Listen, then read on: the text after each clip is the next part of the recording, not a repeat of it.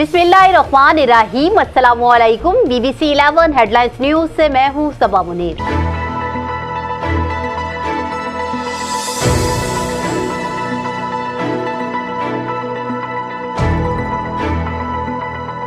नाजरीन, आपको अपडेट करें कराची से, जहां हमारे नुमाइंदा खसूसी जावेद इब्राहिम मंगी के मुताबिक additional IG Karachi police chief का अहम फैसला।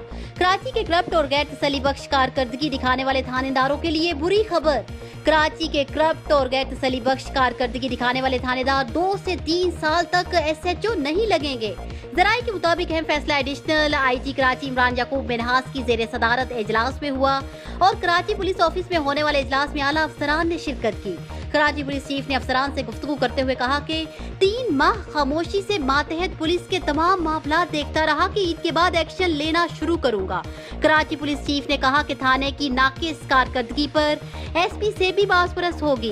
पुलिस चीफ ने हदायत जारी करते हुए कहा कि करप्ट और गैर तसल्ली बख्श कारकर्दगी दिखाने वालों के खिलाफ रिपोर्ट बनाई जाए और रिपोर्ट इतनी मजबूत हो कि SHO कहीं अपील करें भी तो काम ना आए। रिपोर्ट की बुनियाद पर ऐसे SHOs को 2 से 3 साल तक कोई चार्ज नहीं दिया जाएगा।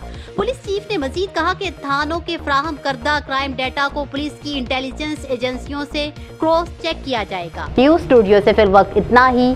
मजीद तफसीलात और अपडेट्स के लिए देखते रहिए BBC 11 हेडलाइंस न्यूज।